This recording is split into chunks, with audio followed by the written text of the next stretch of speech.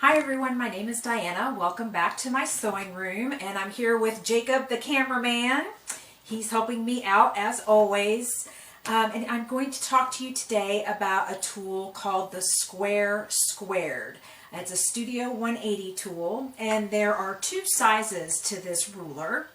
There is a size that goes up to 6-inch finished blocks. And that is this one right here. And on this side, you cut strips and you trim them down using this side of the ruler, and that is the center of your square. And then on this side, once you actually have the unit sewn together, this is the portion that you use to trim down. So like I said, this smaller version of this tool makes up to 6-inch blocks. And then later, Deb decided to come out with a larger tool called the Large Squared, and that makes blocks from 1-inch finished to 12-inch finished. And there are two portions of this ruler. The one part is the part that you use to cut the center from your strips, and the other part is the portion that you use to trim down your blocks. So let me show you a few of the things that you can make with these rulers. Like I said, you can make little tiny units. This is actually a 1.5-inch unfinished unit. It will finish out at 1 inch, and that's just your basic square and a square unit. And you can make those, or there's all kinds of different things you can make. You can make something called the economy block, which is a square and a square and a square. And to continue with that, you can also make something called a snail trail block, and this is several squares in squares. And to make these units, you do need the Large Squared tool. If you were on the fence about which one to purchase, I highly recommend you get the bigger one because it does everything that the smaller one can do and more. Here's another snail trail block that I have made. And then another really great unit you can make with it is called Birds of Paradise. This actually looks like a flying goose unit, but you use your squared tool to make it. It trims down that nice center square that you have that's split in half here, and then also trims down the larger piece. It's a really fun unit to make. To make those two different units, the snail trail, the economy block, and things like that, you'd need 2 technique sheets. These are available at the shop. There's one called Stacked Squares. This one does the snail's trail, the economy block, the square and a square and a square, and then Birds of Paradise, which does your Birds of Paradise units. Let me show you a few ways that I've used those in larger blocks. Here's a great square and a square and a square unit that I made using my Large Squared. As you can see, there's several different sizes there. It's a lot of fun. And then I have used the Birds of Paradise technique to make this block, and as you can see, because of my color placement of my fabrics, it kind of looks like a pinwheel that is spinning, which is a lot of fun.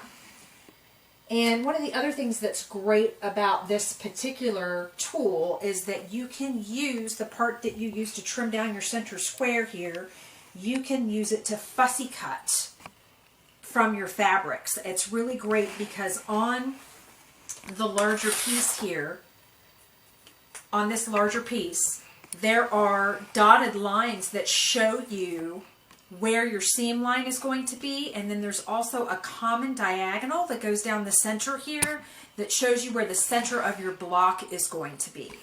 And one of the really great things that I did with this ruler was I added some machine embroidery to it.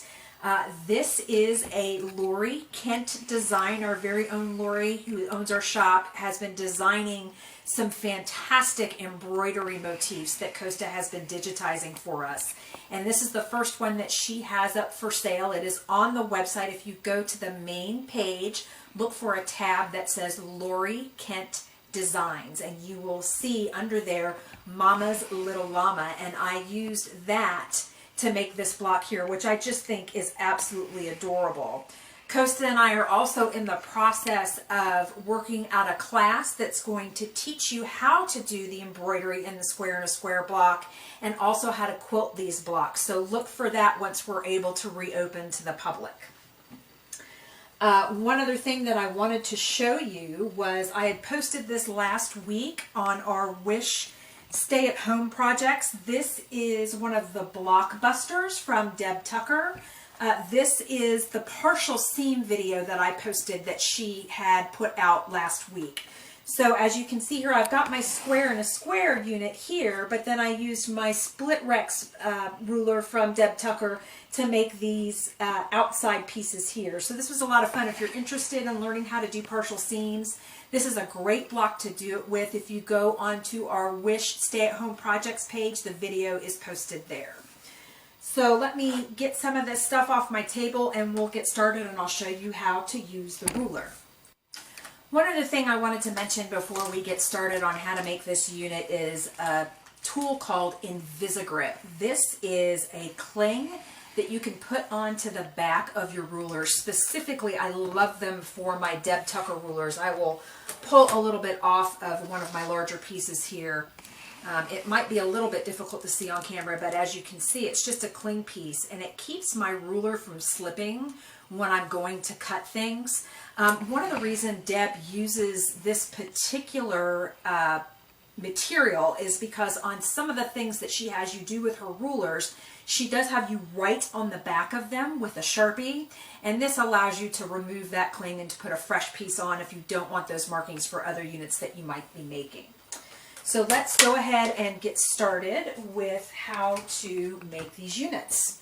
So what you're going to need to make these units is actually listed on the smaller piece of the large squared unit tool. So on this side, it tells you what size strips to cut for your center squares, depending on what size you're going to make. So I actually am going to be making a 6-inch finished, so I'm going to cut from 5-inch strips, which is listed right here. And then on the side here, it tells you what size squares you will need to cut for your side triangles, and you'll need 2 squares for each unit that you make. So for my 6-inch, I'm going to need 4 1/4-inch squares cut once in half diagonally.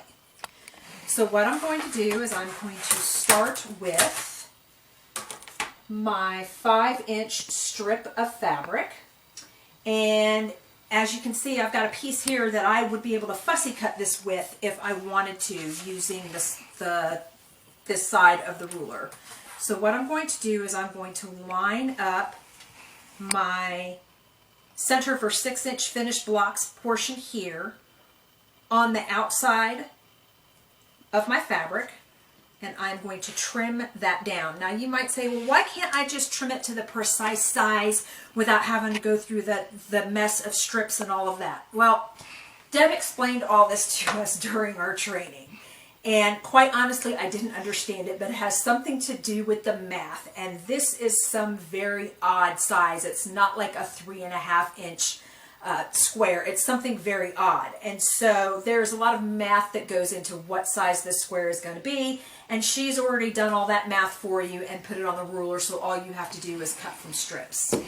So the next thing that you'll do is you will cut your 2 side triangle squares, which again I said would be 4 1/4 inches, and I've gone ahead and done that, and I have cut them in half once diagonally.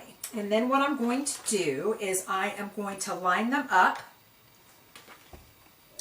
on my square, and I'm going to take them over to my sewing machine, and I'm going to sew using a 1/4-inch seam allowance. Now, the great thing about this technique is that you can sew with the square on top. Okay, so what you're going to want to do is you're going to want to sew with your square on top, and the reason is because these triangles that you've cut for the size are oversized. And by doing that, you're able to roughly center those triangles onto your square without having to fold, without having to do any math. If they're not exact, it doesn't matter. But this way, you are able to get them roughly centered. So you will take them to your sewing machine, and you're going to sew using a 1/4-inch seam allowance, and then you are going to press towards those side triangles. Now here's where I'm going to make a recommendation. If you have a Janome machine, there is a fantastic foot, and let me make sure I get the right name for you. It is called the Clearview Quilting Foot Guide Set. If someone were to tell me you can only have one foot on your machine and that's the only one you're allowed to use, this would be the foot that I use. The reason I love it so much is, number one, it is clear. So when you're going to sew over your seam intersections, you can see exactly what you're sewing. You can see those seam intersections. You can make sure that your needle is going down right on your seam line where you want it to be. The other great thing that I love about this foot is there is a removable blade. Okay, so I can run my fabric along this when I'm doing my 1/4 inch seams, or if I have a situation like the ones with my square to square unit where I need to make sure that that guide is not in the way, I can remove it. And let me tell you why you want to make sure you are removing that. So as you are going to sew down your piece here, what is going to happen is you're going to have these huge dog ears. You are not going to trim these dog ears off prior to trimming it down all the way. You want to leave them the way they are. So what I'm going to do is I'm going to take my fabric, my side triangles, and I'm going to lay them on top of the unit like this. And then I'm going to be able to run that foot down the side without my dog ears getting caught in that blade.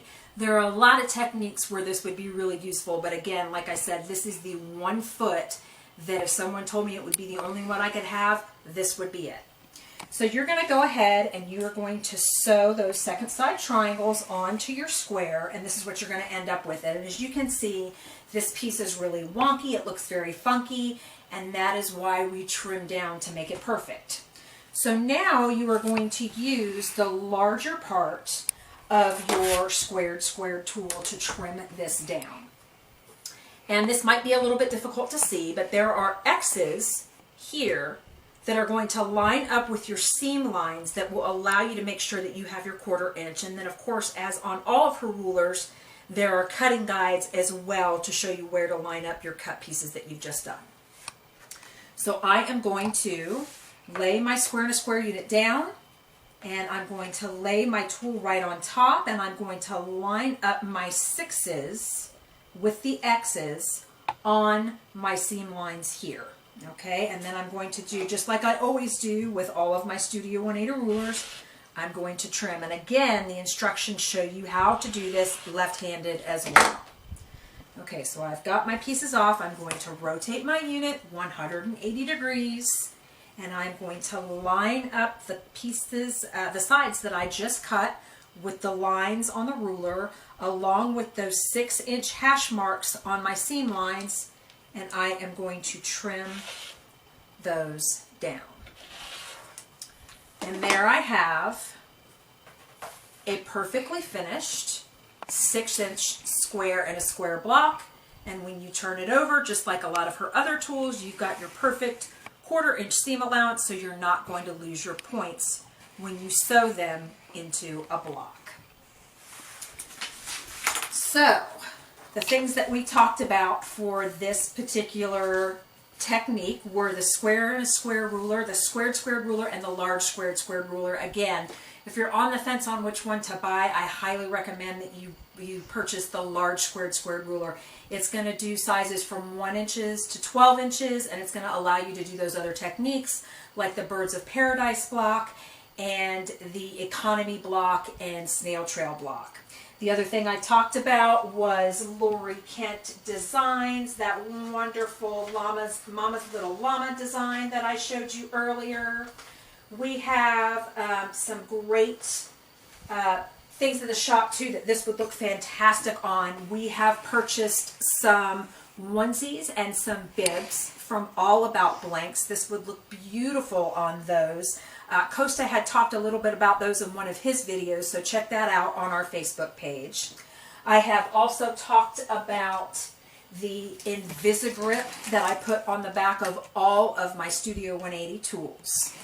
One other thing that I wanted to mention was that if you were paying attention to our Facebook page last week, Frank mentioned that we got a bunch of new machines in. We are fully stocked right now. The 550E is in stock. The smaller machines that he had been talking about are in stock. The Skyline S6 is in stock. So if you are interested, they do have curbside pickup.